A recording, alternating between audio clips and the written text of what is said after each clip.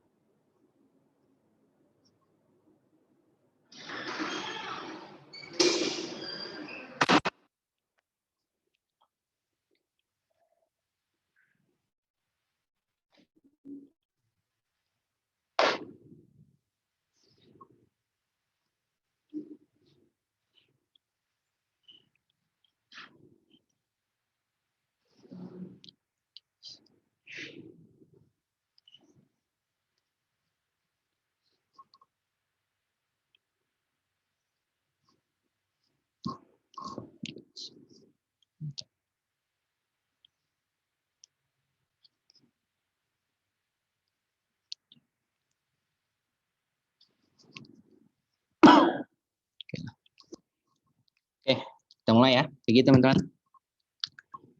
Oke, kita masuk semester 4 ya buat kalian. Oke, jadi sini saya mengampu untuk materi cloud computing. Jadi awal-awal kita kasih pengenalan dulu aja ya tentang cloud computing, nggak terlalu infrastruktur atau lain-lain. Oke, nah sebelum kita mulai sistem penilaian kayak biasa ya. Di sini kita terbagi jadi 4. Ada absen, ada tugas, ada midtest dan juga final. Oke, buat kalian yang kalau mata kuliah saya udah tahu tentunya. Untuk mata kuliah saya sebenarnya simpel, kalian nggak usah terlalu fokus gitu. Selama kita sini belajar bareng-bareng, belajar sama-sama. Asalkan nggak butuh yang pinter, pinter itu bagus gitu. Tapi untuk lulus mata kuliah saya, kalau tujuan kalian dapat A, udah yang penting kalian rajin, udah tugas dikumpulin, UTS-nya dikerjain, UAS juga dikerjain, nggak harus yang kalau nggak bisa pun juga nggak usah minder. Yang kita mau lihat itu adalah progres kalian, gimana kalian berkembang, gimana kalian belajar, itu poin yang penting. Oke ya. Nah di sini bobotnya untuk absen biasa 20%, tapi biasa saya jarang saya absen. Nggak terlalu inilah kalian kalau mau kalau ada tujuan kegiatan yang urgent atau apa itu bisa didiskusikan gampang. Untuk tugas juga bobotnya 20%. Ini lumayan ya, sebab beberapa mahasiswa saya ternyata banyak yang menyepelekan si tugas ini. Jadi ketika ternyata dia mid test atau finalnya anjlok gitu kan, si tugas ini sebenarnya nolong kalian gitu.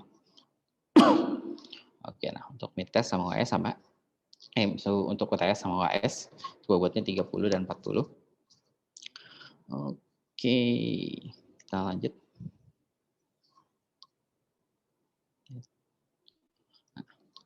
Oke, nah untuk ke cloud computing, oke. Nah sebenarnya sih di sini apa yang pertama kali teman-teman pikirin nih ketika mendengar kata si cloud computing ini nih, pasti banyak ya kan, entah itu si Amazon, entah si sistem atau kategori, entah aplikasi web service. Nah intinya lebarannya udah banyak nih. Toh emang perkembangan si cloud computing ini udah signifikan banget, bisa dibilang di 5 tahun belakangan ini mungkin si cloud computing ini perkembangannya itu udah luar biasa.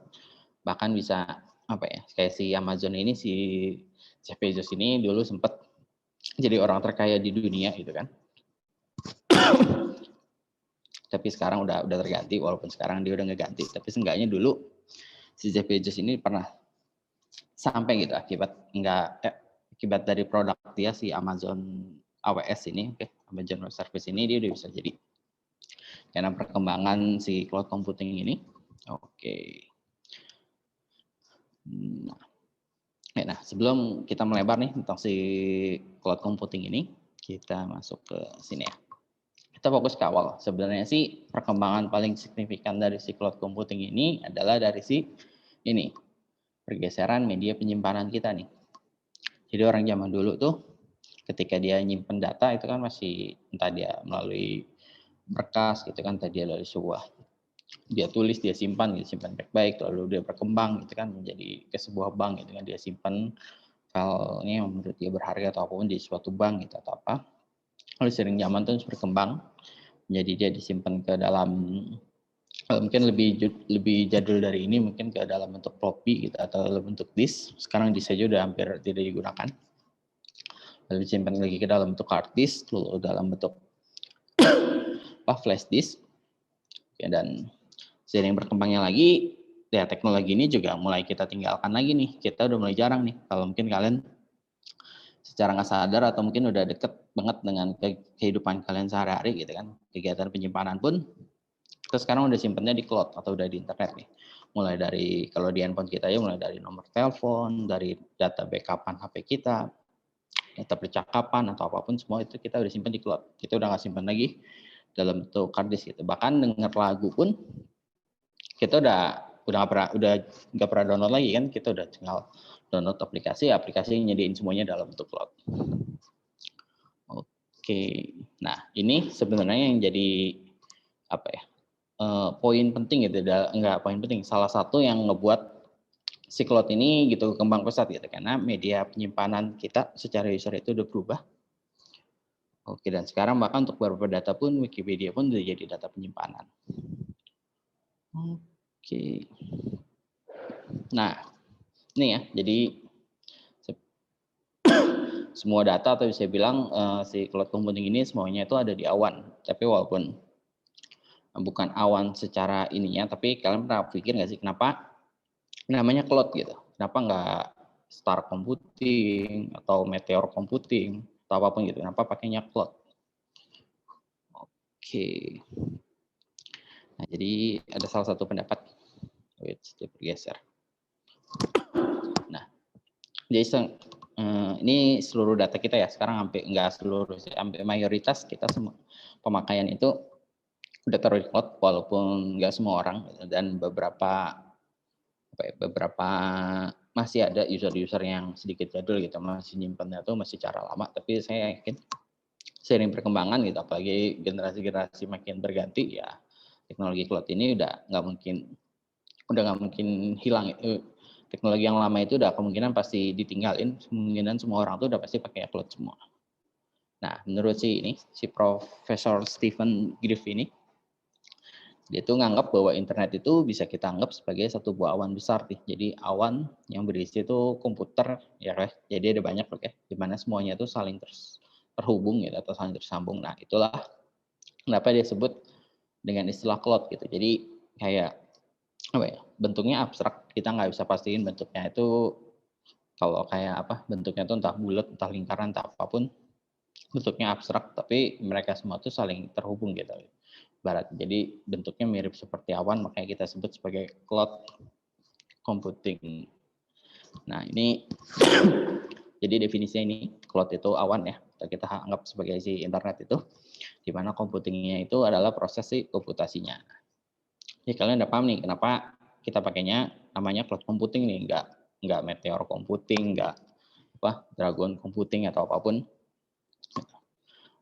Oke, nah ini sama ya. Jadi penggunaan teknologinya sebenarnya di atas itu proses komputasinya itu nggak lakukan benar-benar secara di awan gitu, di angkasa, tapi ya karena banyak komputer-komputer lain saling berinteraksi gitu kan melalui internet ini, yang kita sebut sebagai cloud.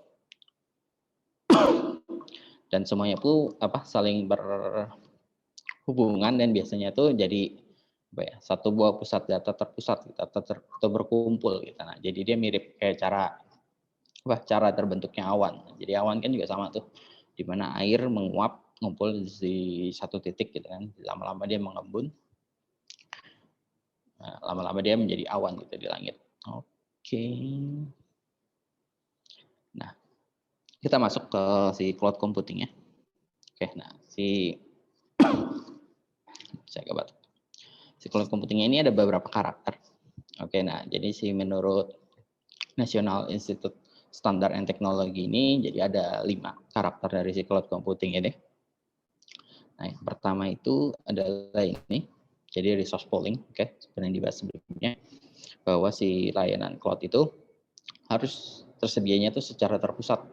Jadi untuk ngebagi resource atau sumber daya, ya biar supaya semakin efisien gitu kan. Jadi kalau terpusat itu ya kita tahu gitu di mana kita mau dapetin datanya itu ya ada di satu tempat gitu, nggak tersebar di mana-mana.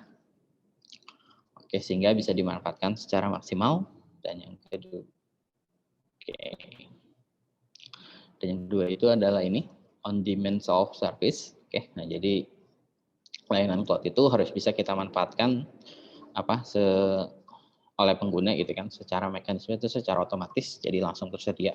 Jadi kalau kalian misalnya butuh Excel deh, kalian butuh Excel gitu, kalian nggak harus download dulu Excelnya, kalian harus install dulu. Nah, tapi kalau layanan cloud ini kalian butuh Excel, ya udah kalian buka, kalian langsung pakai Excel ya, kalian nggak perlu ada proses gitu di dalamnya. On demand. Dan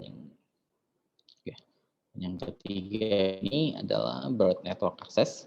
Jadi udah pasti ya bahwa si layanan cloud ini harus bisa diakses dari mana aja, kapan aja, dan dengan device apapun. Dengan satu catatan, yaitu si device-nya itu terhubung dengan internet. Kayak kalian mau pakai HP, mau pakai PC kalian, mau pakai laptop, pakai tablet, apapun, selama itu terhubung dengan internet, harusnya ya data itu bisa kalian akses.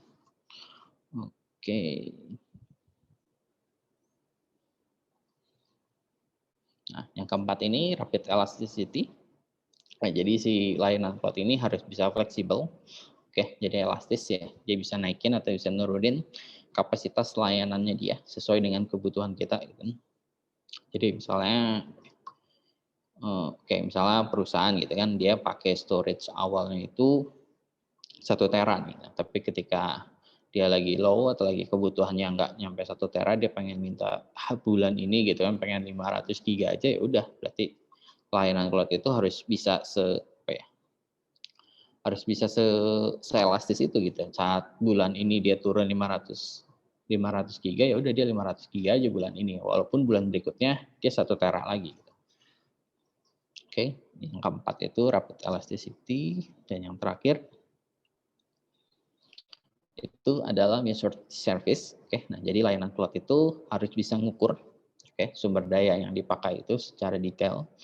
Sebab nanti kalau contohnya tadi saya pakai layanan 1 tera itu harus bisa terukur gitu. 1 tera saya itu kepakainya tuh udah kepakainya tuh berapa gitu, sisanya berapa, dan kepakainya tuh buat apa aja gitu. Saya bisa lihat di situ. Jadi saya tahu gitu, ibaratnya ketika saya pakai layanan itu, saya juga bisa mengukur bahwa pemakaian 1 tera ini udah tepat atau enggak gitu, atau ternyata selama ini saya kelebihan gitu, bahwa yang selama ini saya pakai itu ya cuma 100 giga gitu kan, 900 giganya ya terbuang, enggak terbuang sih, enggak kepake gitu ibaratnya. Kan jadi bukan agak terbuang, jadi agak sia-sia gitu pemakaian yang saya pakai itu berlebihan. Jadi nah ini macam-macam ya, nggak cuma pemakaian storage saya, bisa juga dari bandwidth, bisa dari proses atau jumlah pengguna aktif dan lain-lain, tergantung dari layanan yang diberikan.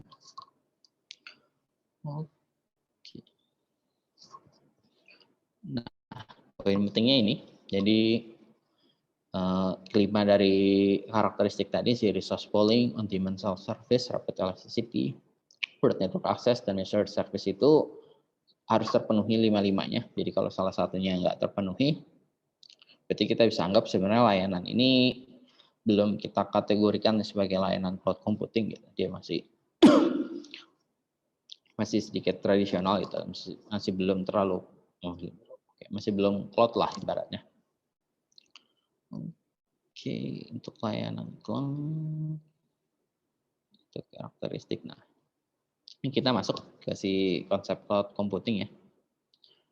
Si cloud computing ini, yang pertama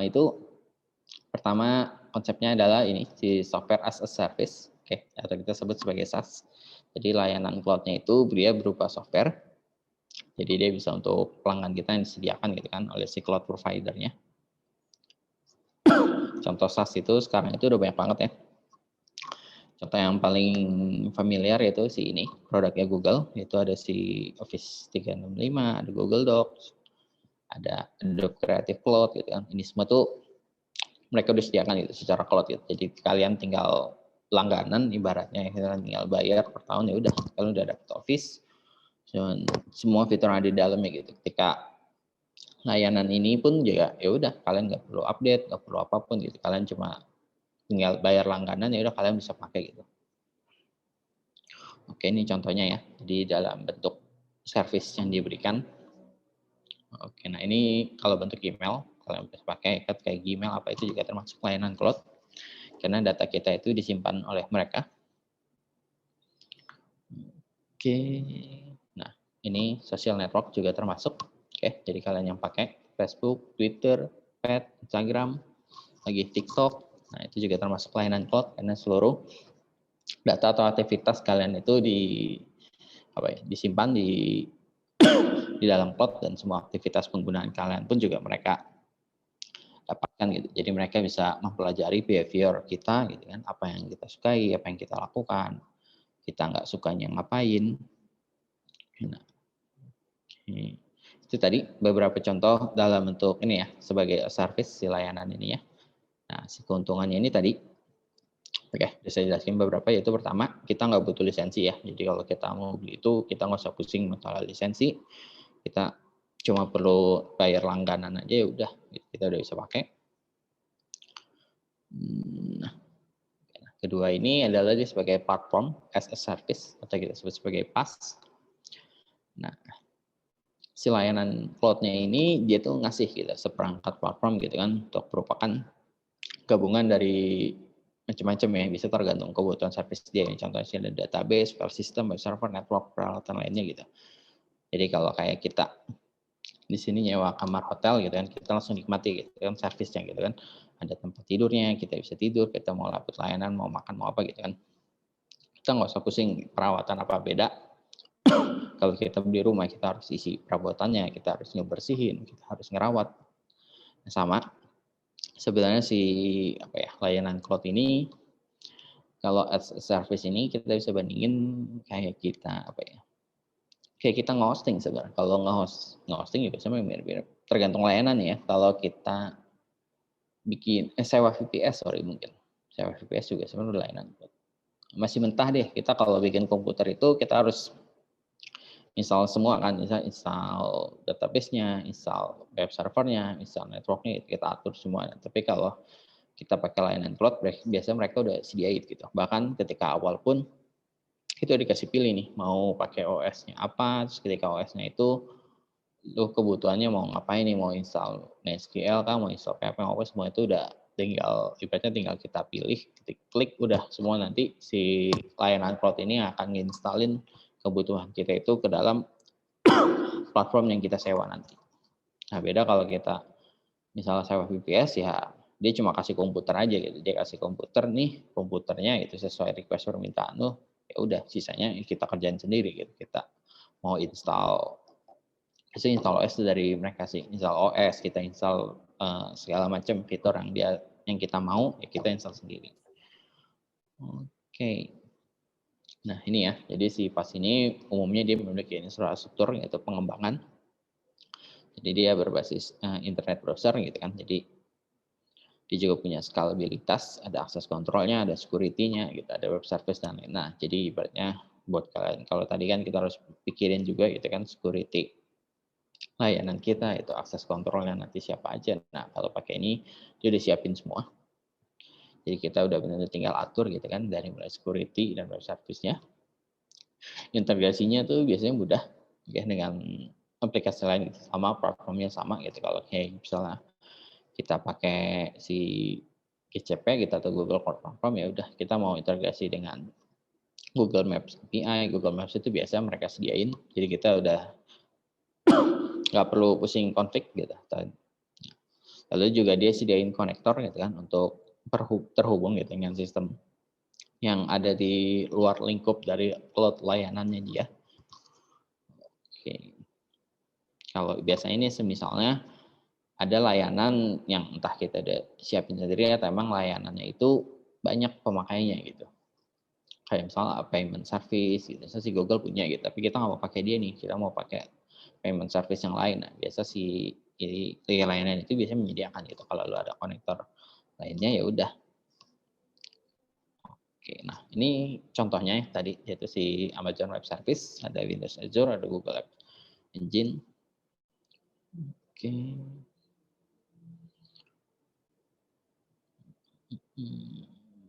Nanti sebenarnya sih saya pengen kita coba tuh nanti ada salah satu contoh layanan cloud ini sih. Tapi setahu saya semuanya tuh wajib pakai kartu kredit. Tapi nanti kita coba research lagi ya. Oke. Ada Amazon. Oke. Nah, keuntungan dari si pas ini tadi ya sudah saya jelasin sedikit bahwa ya kayak tadi kita udah nggak perlu pusing gitu kan. Kebutuhan instalasi atau apa ya? Biasa ya instalasi atau service awal yang kita butuhin tuh udah disediain sama si cloud provider ini. Kita udah tinggal pilih apa yang kita mau, udah semuanya diinstal. Jadi kita nggak usah pusing. Ntar pas install tiba-tiba error, ternyata ada konflik atau apa. Nah. Oke. Nah, yang ketiga ini dia sebagai infrastruktur as a service. Layanan si cloud ini dia berupa seperangkat infrastruktur. Oke. Dia sama kayak tadi ya. Dia juga menyediakan mirip kayak kita sewa server juga gitu. Berarti dia nyediain berapa unit komputer, ada storage, memori, network dan lainnya. Oke. Nah, contohnya si ini. Contoh si infrastruktur as a service itu ada si Amazon EC2, ada si Rackspace Cloud, Windows Azure. Oke, nah si IaaS ini umumnya dia milik ini ya. Kita tadi kayak saya bilang dia memiliki pilihan virtual machine, jadi kita nggak perlu download dulu gitu OS-nya, kita mau install apa. Jadi dia udah kasih pilihan, kalian kita mau pakai OS apa, kayak ataupun mau yang udah terinstall maupun udah kosongan gitu, kita juga bisa pilih. Kita mau beberapa aplikasi. Yang umumnya tuh dia udah pasti siapin apa ya aplikasi yang udah pasti kan the best ya, udah paling sering umum orang gunakan gitu. Dia pasti siapin gitu. Jadi sebagai nilai tambah dia juga gitu. Misalnya kita mau pasang Ruby, nah ini kan ibaratnya ketika dia udah siap ya udah itu jadi nilai tambah. Jadi si layanan cloud ini dia udah support nih, lalu bisa install Ruby gitu. Oke, kemampuan untuk meningkatkan computingnya. Oke, terdapat tools. Oke, nah si tools ini juga salah satu kelebihan ya. Jadi misalnya aplikasi kita tuh bermain dalam bentuk data besar, itu kan kita butuh proses tuh data itu. Nah, biasa ada beberapa layanan cloud itu ya udah gitu. Ketika kita berikan data besar, dia juga bisa ngeestimasi gitu perhitungan itu. Itu udah jadi benefit plus banget gitu. Ketika bank kita server sendiri kan kita harus buat perhitungan sendiri nih untuk memperhitungkan ini dan kemungkinannya ya server kita jadi lambat gitu ketika datanya besar atau apa. Nah, kalau layanan si cloud ini yo itu udah tanggung jawab mereka gitu, udah tugas mereka yang memastikan ya layanan cloud mereka itu stabil gitu, cepat gitu. Oke, nyimpan data. Oke, dan ini juga sebenarnya sih salah satu apa ya, menyimpan data pada beberapa lokasi geografis itu untuk beberapa perusahaan yang ngerasa datanya riskan banget. Nah, biasa tuh datanya itu di backup nggak cuma di satu lokasi gitu. Misalnya kita pakai layanannya itu di Singapura. Nah, biasa datanya itu nggak cuma dia simpan di server Singapura gitu, bisa aja dia taruh di beberapa negara. Jadi tujuannya dia untuk skala mengamankan data sih sebenarnya tujuan fokus awalnya itu. Jadi ketika ibaratnya dia preparation gitu, ibaratnya tiba-tiba Singapura tsunami atau apapun gitu kan, ya data kita tetap aman gitu. Karena data kita nggak hanya disimpan di si Singapura itu gitu kan, tapi ada di beberapa negara bagian. Kecuali kiamat ya. Kalau kiamat udah pasti data kita hancur. Ya akan ada yang selamat. Oke, nah jadi ibaratnya teknologi itu kan kalau kita bikin sendiri ya udah pasti cost-nya tuh bakal gede banget gitu kan. Kita harus sewa server di Kanada, sewa server di Belanda, sewa server di Singapura untuk nyiapin data backup-an ini. Belum juga untuk maintenance server semua servernya. Nah, kalau pakai layanan ini udah kita cukup pakai dia biar dia yang ngatur itu semua. Oke. Nah ini ya, jadi tadi ini kita bandinginnya tuh kalau kita misalnya bikin server sendiri gitu. Kalau bikin server sendiri itu juga nggak murah sebenarnya. Bahkan sekarang tuh udah hampir nggak ada yang mau bikin server sendiri karena ya tadi cost awalnya pun juga mahal dan biaya maintenance-nya pun juga nggak murah gitu. Dan hasilnya pun ya nggak lebih bagus ketimbang kita pakai layanan si cloud ini. Nah jadi dengan si AIS ini ya udah kebutuhan bukan sorry kebutuhan. Mungkin dulu tuh ada pekerjaan namanya apa ya? Kita sebut dia bukan data bukan data center. Dia tugasnya memang manage data center ya. Tapi ya pekerjaan itu pertama dulu tuh ya karena susah gitu ya. Karena nggak mudah kan nge-backup data itu semua. Kedua orangnya jarang. Oke. Orangnya jarang yang punya itu harus punya sertifikat segala macam dan itu benar-benar jarang gitu yang punya. Dan yang ketiga ya kebutuhan perusahaannya itu tiap tahun tuh bertambah gitu. Mereka yang merasa bahwa hal ini tuh butuh, hal ini penting, ya nggak mau, ya dengan adanya sini ya jadi solusi buat mereka. Oke. Nah, tiga ini ya. Jadi ada si SaaS, Software as a Service, ada si PaaS, Platform as a Service, sama si IaaS ini, Infrastructure as a Service. SaaS ini kayak si email, si CRM, collaborative atau ERP itu kita udah tinggal pakai aja, tinggal langganan tinggal kita pakai. Nah kalau si PaaS ini tadi kita harus bulk dulu. Oke, tapi kita nggak usah pusing itu, kita tinggal ya udah fokus ngedevelop aja gitu apa yang mau kita bikin, udah kita nggak usah pusing ini. Nah kalau si IaaS ini dia yang manage infrastruktur yang kita bikin ini, dia manage mulai dari cache-nya, networking-nya, security-nya, sistem manajemennya. Oke.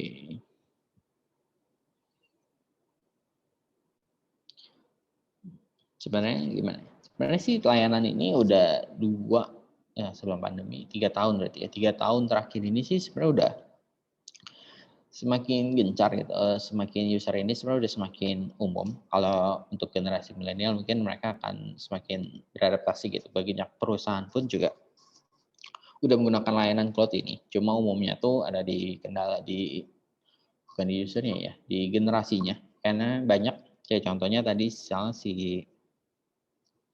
apa ya? Tadi aduh ada awan lewat.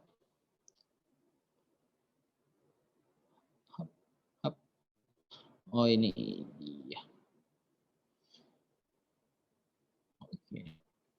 Si Office deh, contohnya Office itu udah banyak sebenarnya perusahaan yang pakai gitu dengan tujuan ya udah bahwa setiap apalagi sekarang WFH gitu kan tujuannya ya semua karyawannya tuh bisa berkolaborasi gitu kan misalnya tentang kayak data laporan gitu kan bisa kolaborasi setiap orang bisa saling apa ya bukan saling pakai saling update gitu tentang pembaharuan gitu misal saya update di Excel ini update harga gitu ya berefek di detik itu juga ya kalian juga tahu gitu oh si Pak Irwan update harga nih di kolom ini nah tapi sekarang ini kalau saya ya nggak tahu ya tapi masih banyak beberapa yang perusahaannya udah update nih dia pakai layanan Office udah pakai C365 tapi pemakaiannya masih tradisional gitu Excel saya kerjain saya edit terus saya download habis saya download saya kirim lagi jadi pemakaiannya mungkin masih belum maksimal walaupun banyak perusahaan yang sudah migrasi gitu kan ke dalam ini tapi masih pemakaiannya itu sebenarnya masih belum maksimal. Oke, ada awan lagi. Lanjut ke sini ya. Oke,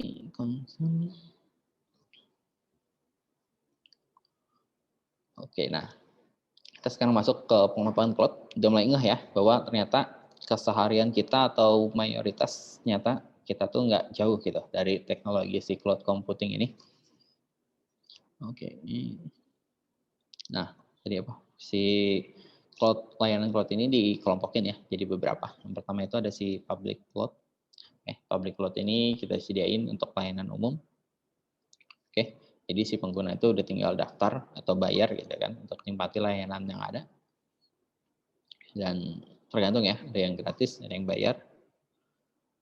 Oke, contohnya ini si Google Drive, kalian pakai Facebook, pakai ini mungkin sebenarnya kalau lebih sebenarnya sekarang udah lebih aneh-aneh lagi layanan cloud itu. Oke, nah ini yang bayar ya. Oke, Office, Salesforce.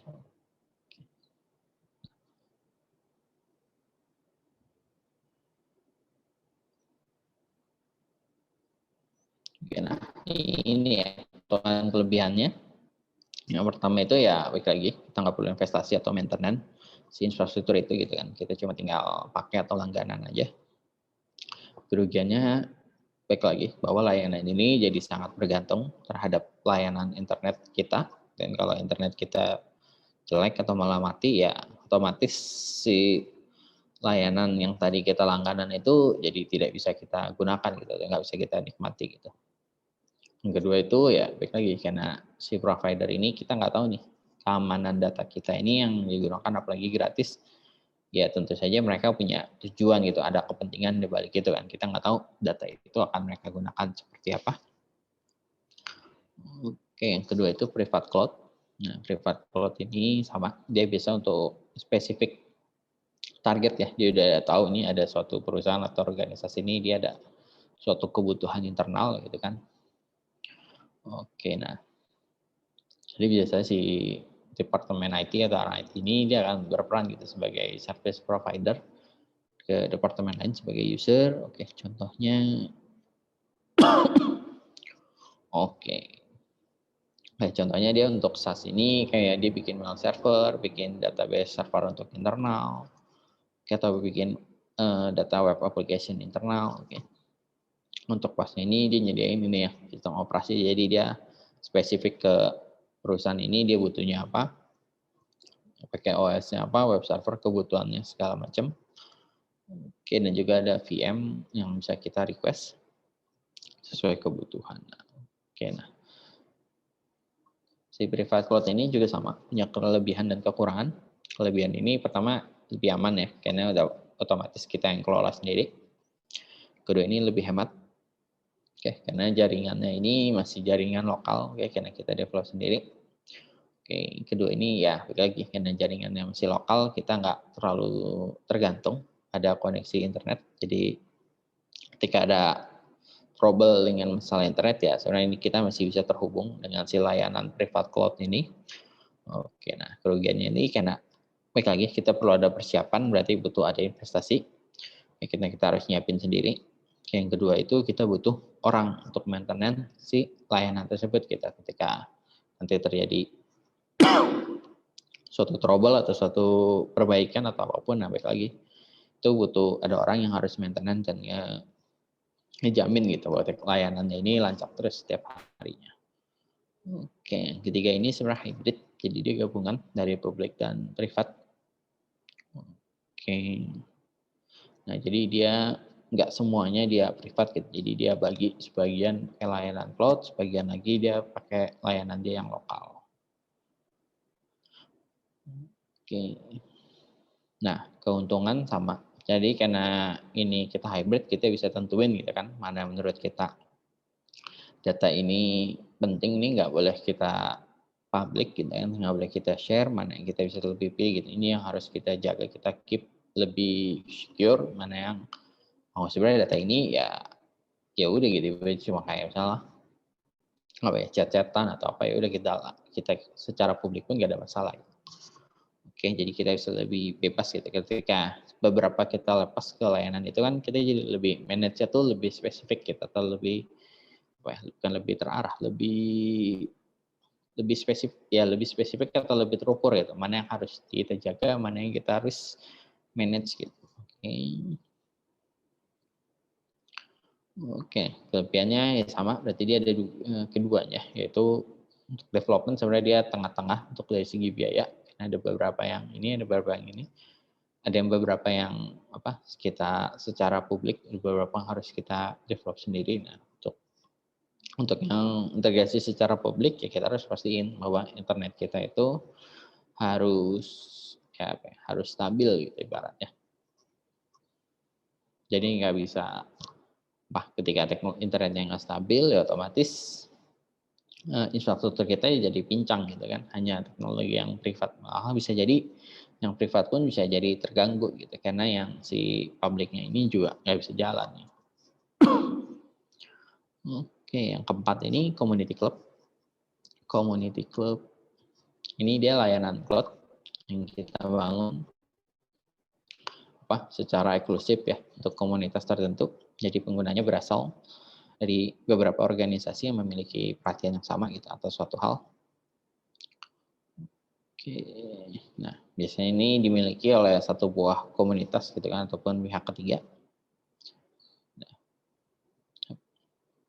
Nah, jadi komunitas ini yang otomatis keuntungannya kita bisa kerjasama ya, karena terdiri dari satu buah komunitas yang punya kebutuhan yang sama.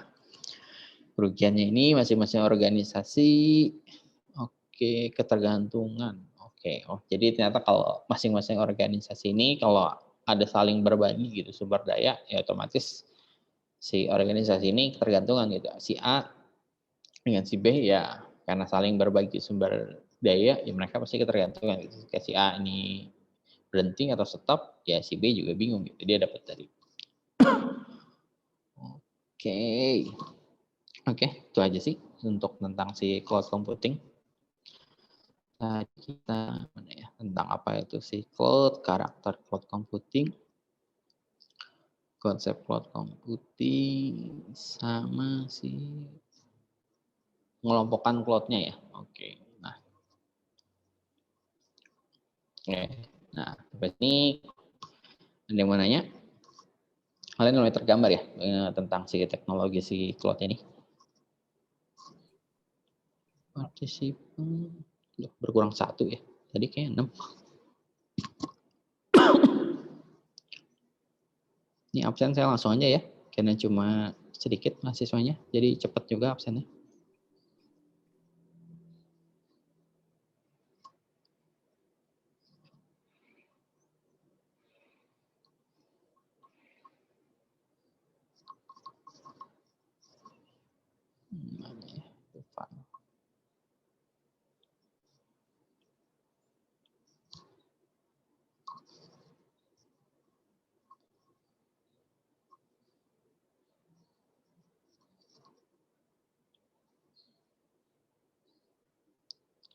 Aldo Ahmad Nana.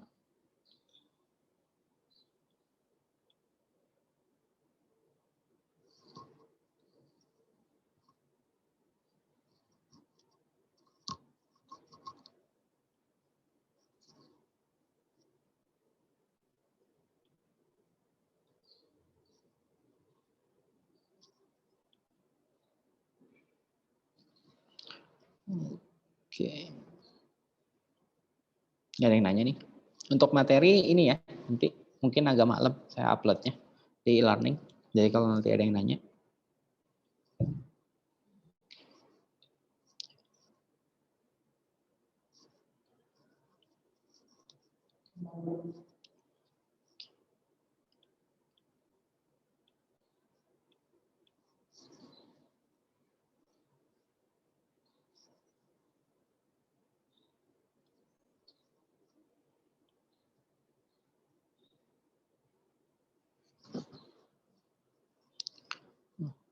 Oke.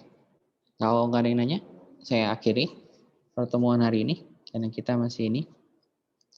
Mungkin besok akan lebih berat karena kita mulai masuk ke infrastrukturnya ya. Sekarang biar kalian tahu dulu pikirnya sekilas tentang si cloud computing ini, teknologinya ini. Jadi persiapkan diri kalian.